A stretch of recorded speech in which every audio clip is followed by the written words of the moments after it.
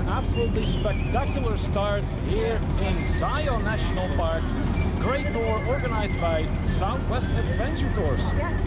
So we're now here at where the Emerald Pools trailhead starts. Yeah, or the lower one. Yes, and we're about to explore those.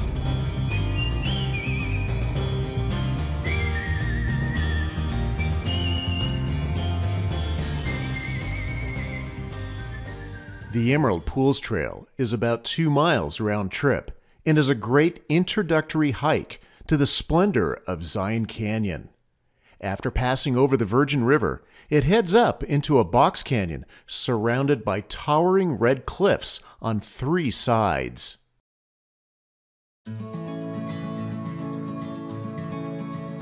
This is the large alcove the trail passes under, which usually has at least 2 waterfalls flowing over it. Yes, the trail passes behind the waterfalls.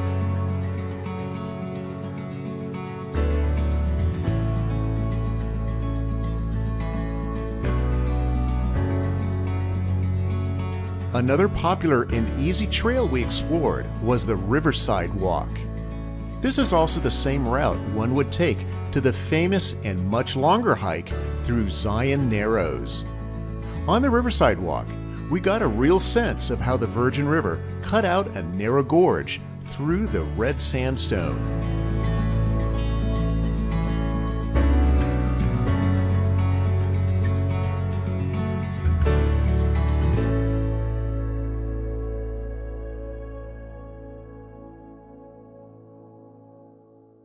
On the next day, we're out on the north rim of the Grand Canyon, which was about a 3-hour drive from Zion.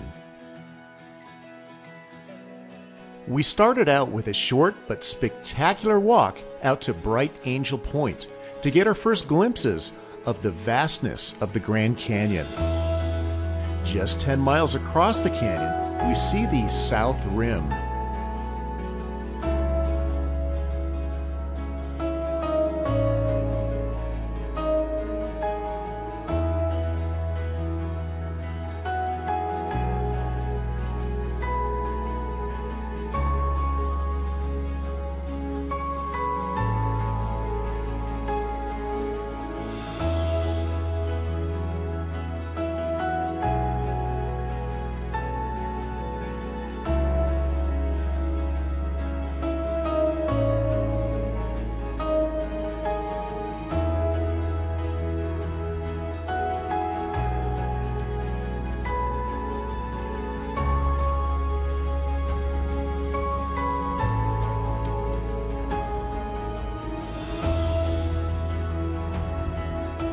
Next, we stopped for a picnic along this viewpoint on our way to another viewpoint called Cape Royal.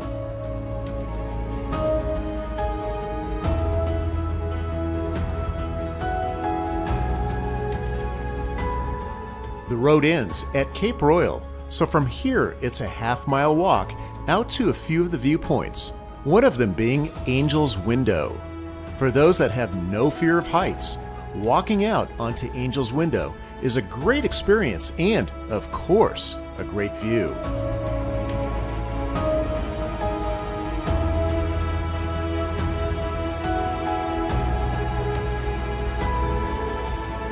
It's hard to believe that the canyon is about 1 mile deep.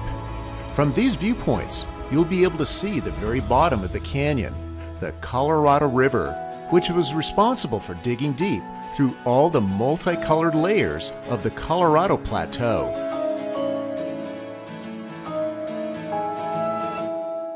After a full day at the Grand Canyon, we'll drive through Vermilion Cliffs National Monument as we head over to Lake Powell for a 2-night stay at the Lake Powell Resort at Wahweap Marina.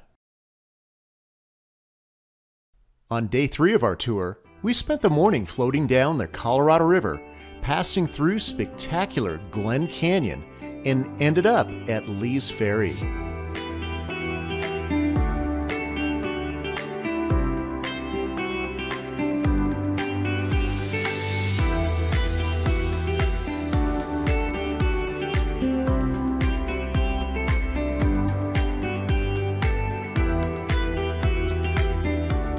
Our trip actually started at Glen Canyon Dam.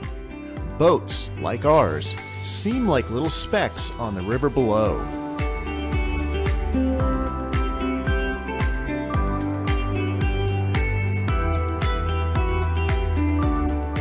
After that, it's off for a tour of Antelope Canyon, which is one of the most beautiful slot canyons in the Southwest. Here you can marvel at how Mother Nature sculptured the Navajo sandstone.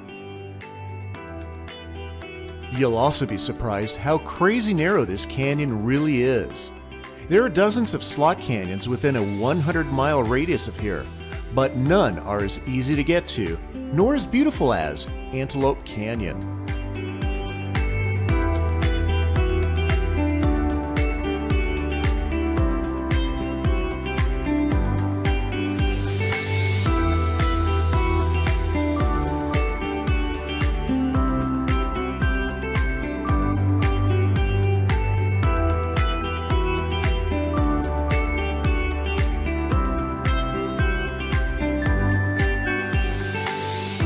And just because we haven't seen enough already today, we went to chase the setting sun at Horseshoe Bend and to look down into the canyon we floated down earlier in the morning.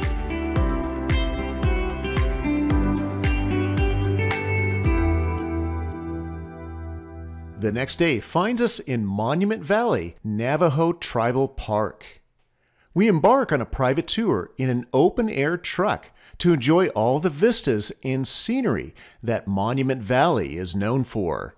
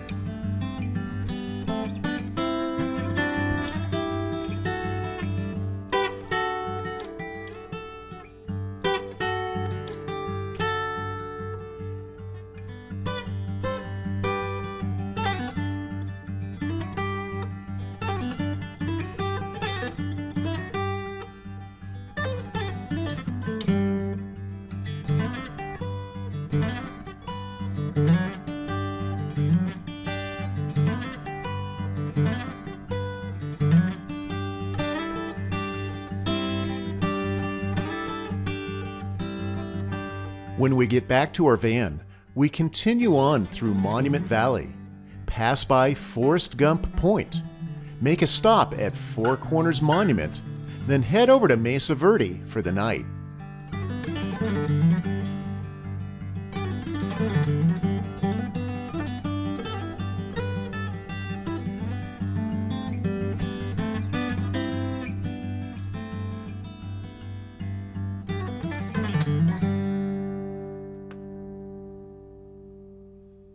Day 5 is dedicated to seeing the cave dwellings and ancient Puebloan ruins of Mesa Verde National Park.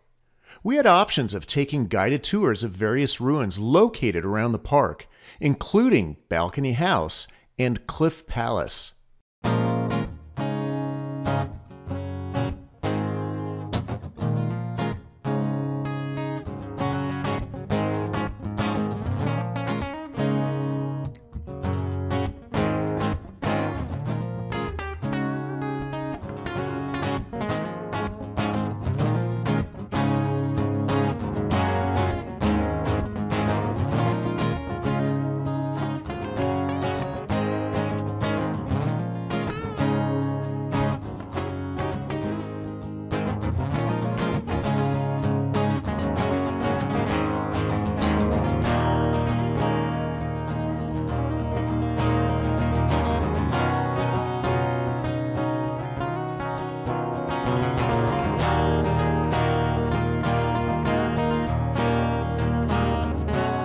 In the afternoon, we stopped at various viewpoints inside Mesa Verde, then head over to Durango for an overnight stay in the famous Strater Hotel, which is where we'll start day 6.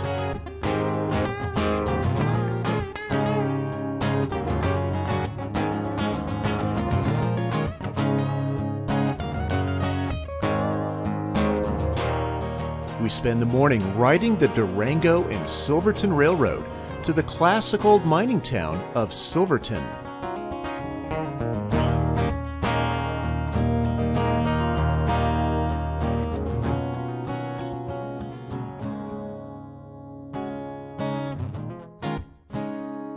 Here we explored the town for a bit, found a bite to eat, then drove up the $1 Million Highway to 12,000-foot high Red Mountain Pass and take in the breathtaking high mountain scenery. Lastly, we stopped at the picturesque town of Ouray. From Ouray, we drive over to Moab, Utah, so that, in the morning, we begin our visit to Arches National Park. Here, we saw all these unusual and unique sandstone formations that this park is known for.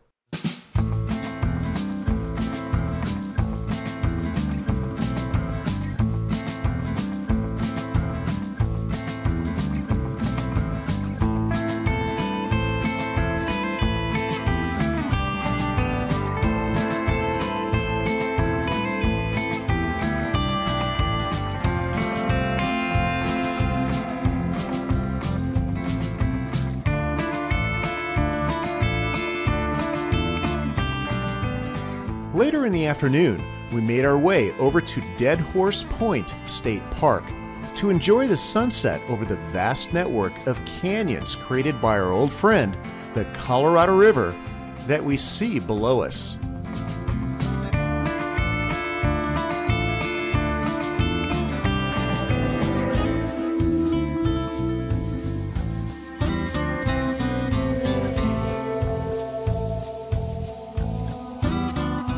After another night's stay in Moab, we begin day 8, visiting the Island in the Sky district of Canyonlands National Park.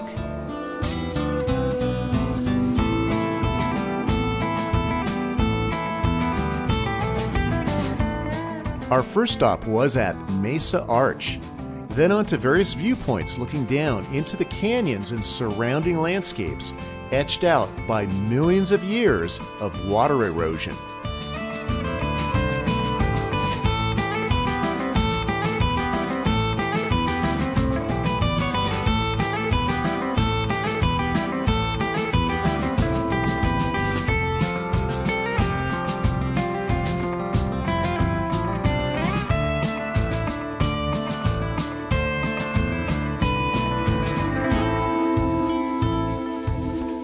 After Canyonlands and a lunch stop in Green River, we visit another unusual landscape, Goblin Valley State Park.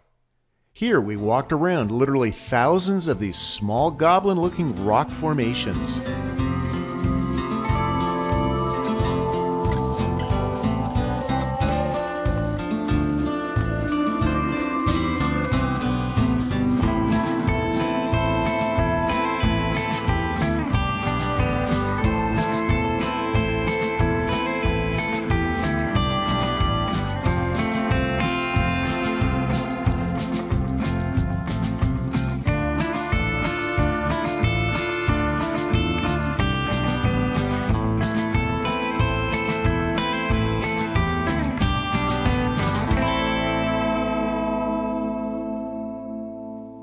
The next day, we find ourselves in Capitol Reef National Park.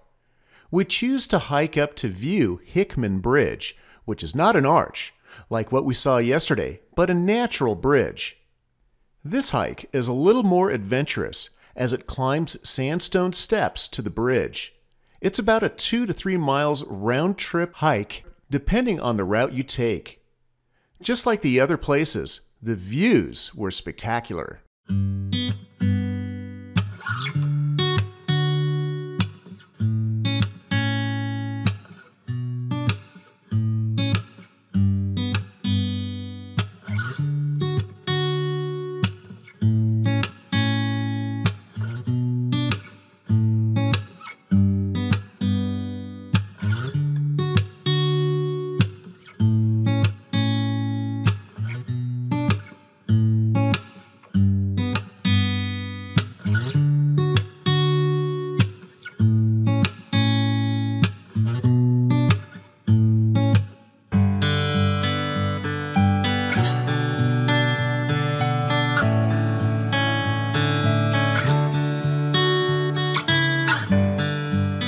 On the 10th day, we drove through the beautiful area of Escalante Canyons and then to Bryce Canyon National Park. Here, again, we found more spectacular views of some very unusual geologic formations.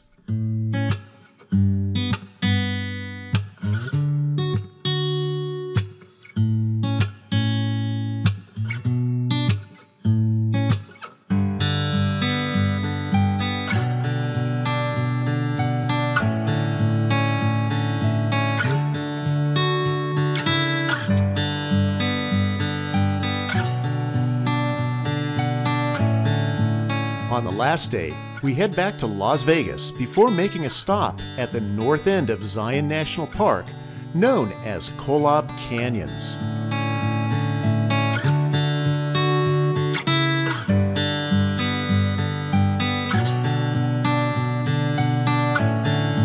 As it always goes with fun vacations, we can't believe 11 days went by that fast. Thanks for watching our tour of the Grand Circle.